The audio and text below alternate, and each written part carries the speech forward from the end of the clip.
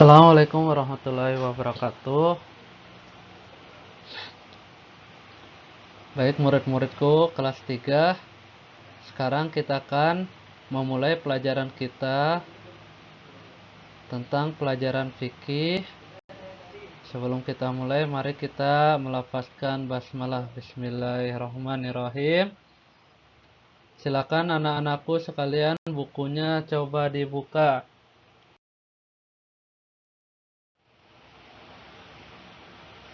Baik, sebelum kita memulai pelajaran kita, alangkah lebih baiknya kita memahami tentang kompetensi inti dan dasar. Ini adalah tujuan dari pembelajaran kita. Jadi,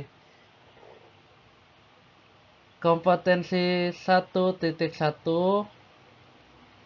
anak-anakku sekalian harus mampu menghayati dan memahami nilai-nilai dalam salat sunnah rawatib.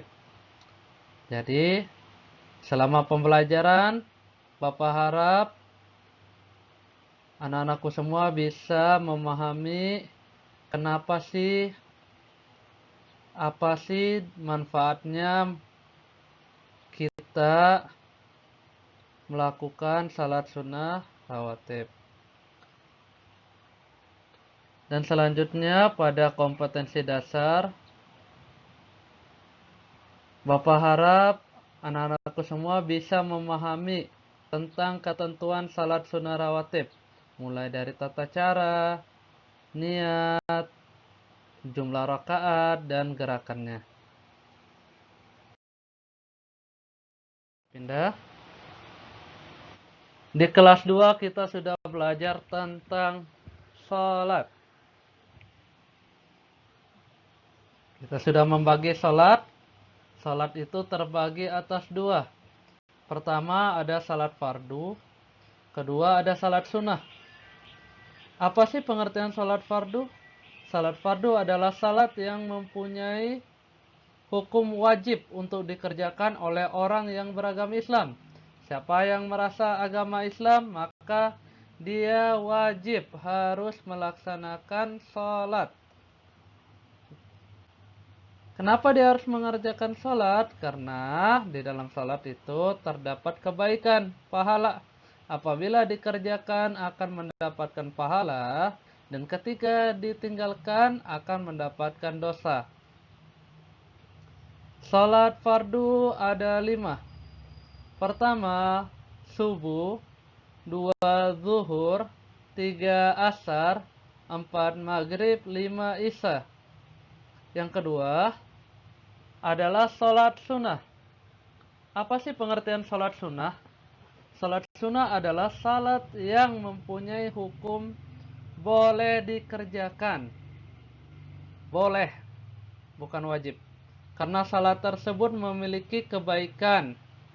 Dan apabila tidak dikerjakan tidak akan diberikan dosa. Tapi kalau kita berpikir, kalau kita lihat, lebih baik kita mengerjakan daripada tidak. Macam-macam salat sunnah apa aja sih yang termasuk salat sunnah?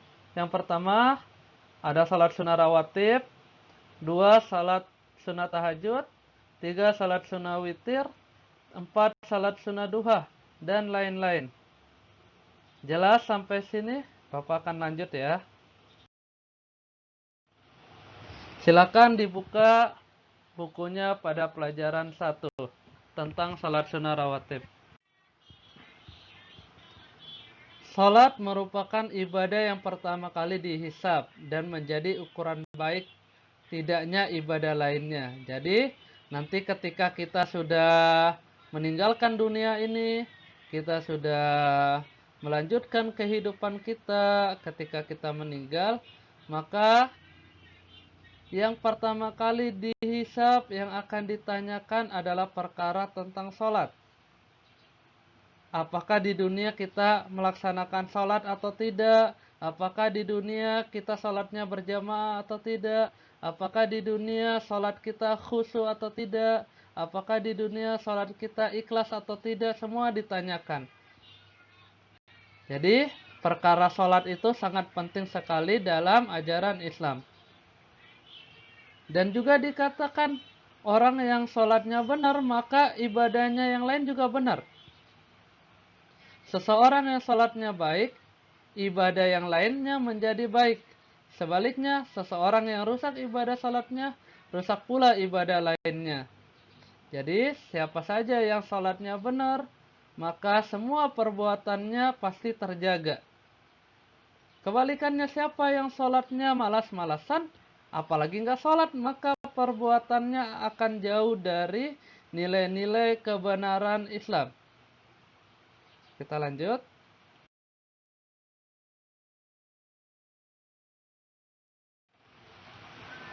Oleh karena itu, selain kewajiban melaksanakan sholat fardu yang 5, kita dianjurkan untuk melaksanakan sholat sunnah. Kenapa sih kita harus melaksanakan sholat sunnah? Tujuan melaksanakan sholat sunnah adalah untuk menambah kedekatan kita kepada Allah Subhanahu wa Ta'ala dan untuk menyempurnakan kekurangan sholat fardu yang kita lakukan. Tujuan yang pertama adalah untuk menambah kedekatan kita pada Allah Subhanahu wa Ta'ala. Karena Allah adalah Tuhan kita, karena Allah adalah pencipta kita, maka sudah seharusnya kita selalu mendekat kepada Allah. Karena ketika kita mendekat kepada Allah, kita akan mendapatkan kebaikan. Begitu pula ketika kita menjauh dari Allah, maka semua perbuatan kita adalah perbuatan yang buruk.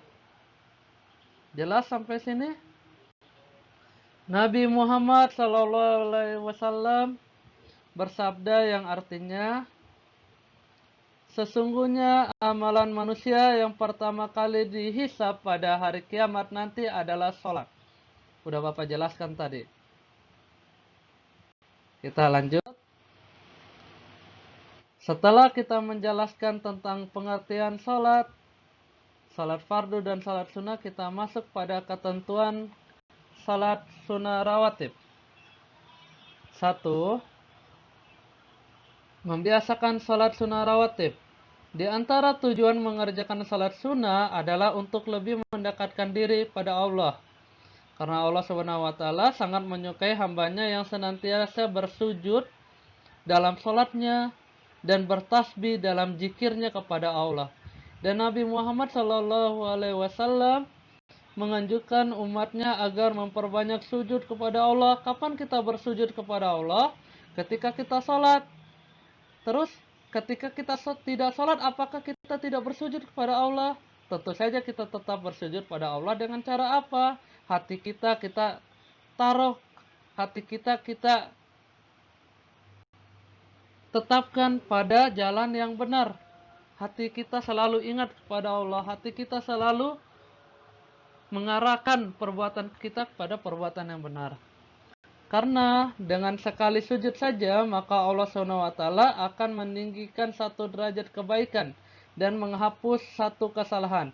Oleh karena itu, jika kita membiasakan diri untuk salat sunnah rawatib, maka semakin banyak kita mendapatkan derajat kebaikan dari Allah SWT. Lanjut. Ketentuan salat sunnah rawatib yang kedua. Pengertian salat sunnah rawatib. Salat sunnah rawatib adalah salat sunnah yang mengiringi salat fardu. Kalau murid-muridku biasanya salat di masjid, biasanya murid-muridku melihat ada orang yang setelah azan, sebelum salat fardu, dia mengerjakan salat 2 rakaat. Nah, itu dinamakan salat sunnah rawatib.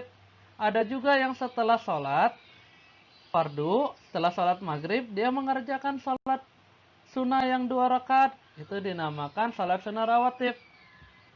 Salat sunnah tersebut ada yang dikerjakan sebelum salat fardu, atau yang disebut dengan salat sunnah qobliyah.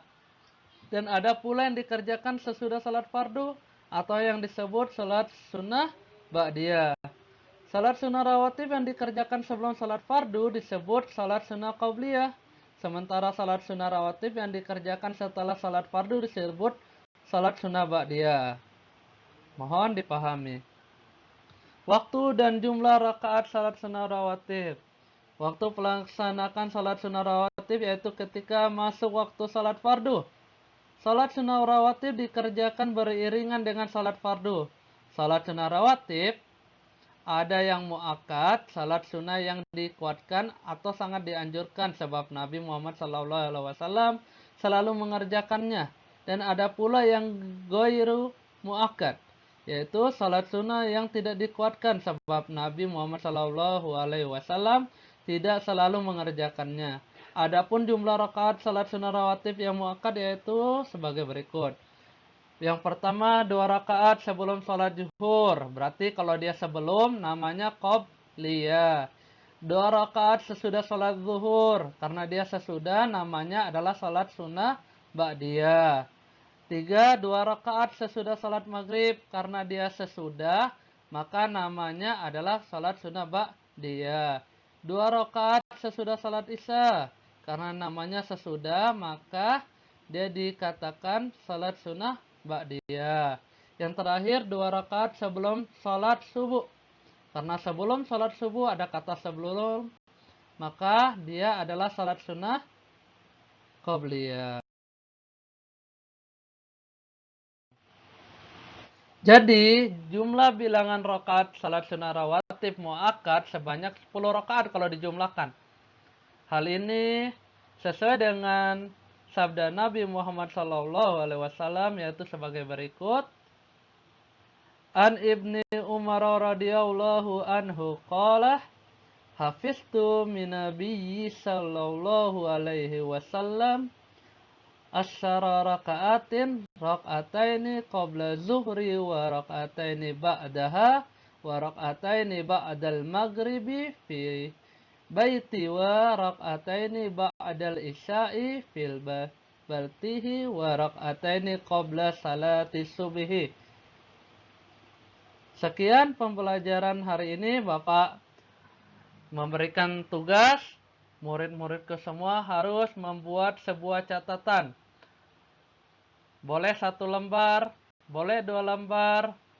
Yang penting membuat catatan tentang pembelajaran kita hari ini dan akan dikumpulkan minggu depan.